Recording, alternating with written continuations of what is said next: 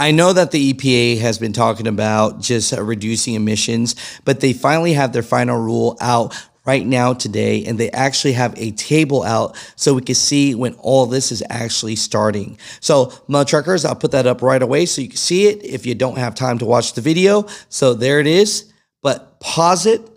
But if you got more time, let's get into today's video and let's talk about it a little bit and go over the numbers.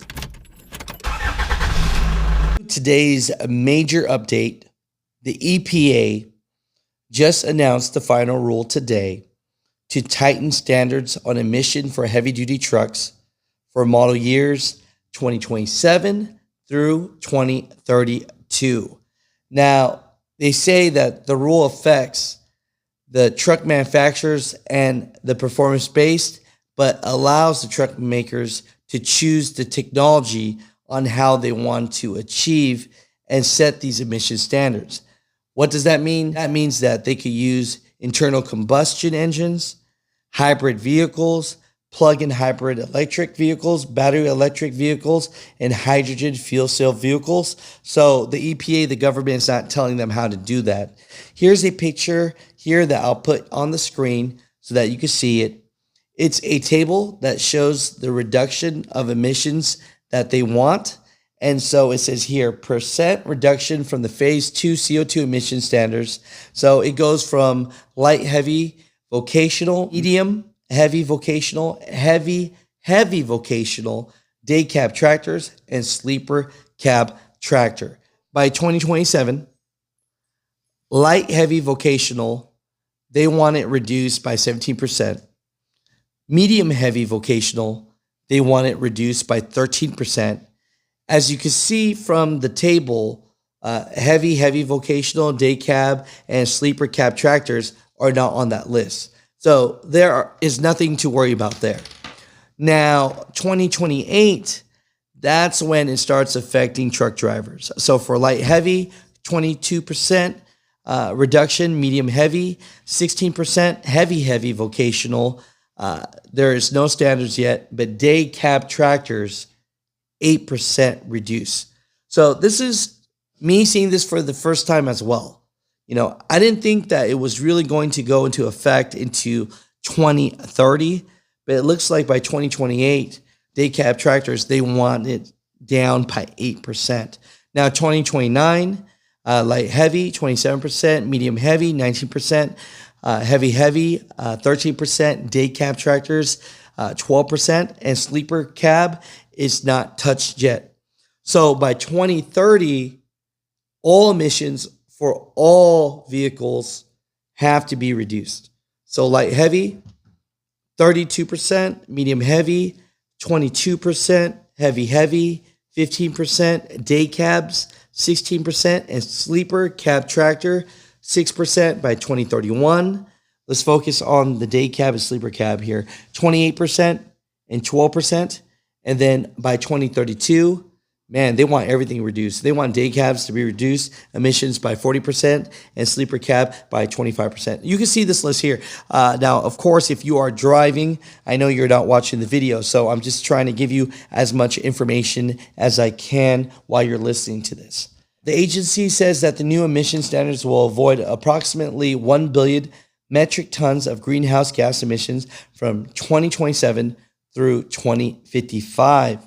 Now, the EPA introduced the rule in April of 2023, but now has an actual update of this table. So this is very important for us to see this, to know the future that they're basing it on, right? It says the agency argues that they did relax the stringency of the rule somewhat based on feedback from industry stakeholders. So they're still going through with this.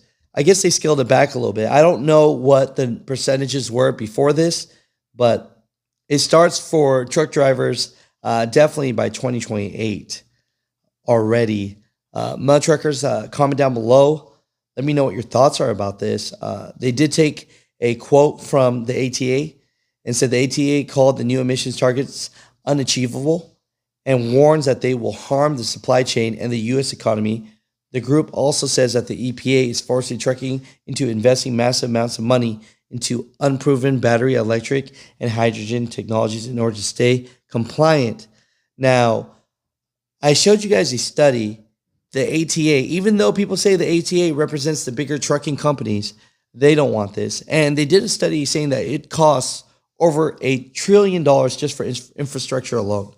So, Mutha Truckers, this is very big news, right? IDA called Friday morning's news from EPA an assault on small business truckers. So I believe that as well, man. So everyone's actually against this one.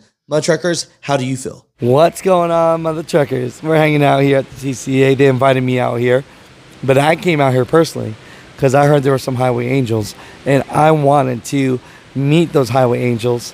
And so we got to spend some time together yesterday and talked a little bit. And so introduce yourself. Terry Ravis. How long you been trucker, brother? 27 years, 16 with Maverick. 27 years? Why you look like you're 25 years old? I wish. I'm 51, almost 52.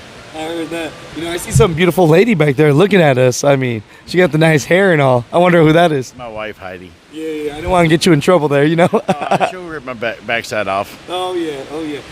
Can we see? You need to go over there and grab that. Let's show them that little award you got. Would that be okay? That's fine. Yeah.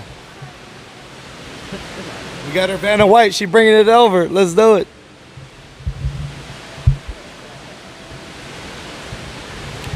Look at that, man. So, 27 plus years experience. What's the one thing you want to say to truckers out there? Stay professional and always remember everyone beside you is your family. I love that, brother. You're just so passionate about this. I love your speech up there. I got a recording of that as well. About to tear up. I seen that. About to tear up now. I'm thinking about Frances in the wreck with the kids and her son and daughter in the wreck. It still hits me home after a year later. Oh my gosh.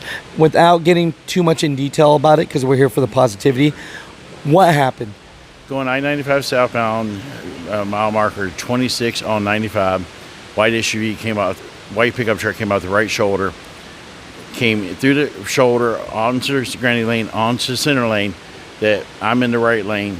The SUV T-boned at 75 miles an hour and went up in the air, and the motor exploded.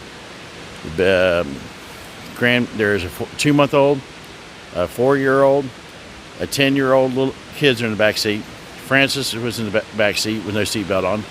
Her son and her daughter-in-law, they just came back from burying her sister. It's crazy. She got launched from the back seat up to the front, through the windshield, and it was a major, you know what. I heard that. And so you saving some lives? I did what was natural. It should have been done. Treat each one as my family how I want to be treated. Man, I love you, brother. Any words for any truck drivers out there? Because, I mean, it's a dangerous road and a dangerous time. Remember, it's your family always beside you. No matter who they are, it's your family. I love that. And what company are you with still? Maverick Transportation. Really? Yes, sir. Man, so we got to show them some love, right? I've been there 18 years this July. I have my 2 million miles this year, July. That's all I got to say. That's all I got to do. And it's all safety. I love that. What's the best advice for safety? Because we've been talking about that. For the newer drivers out there, any advice or tips for them? Leave your phones alone. Pay attention to what's around you. No tablets. No this.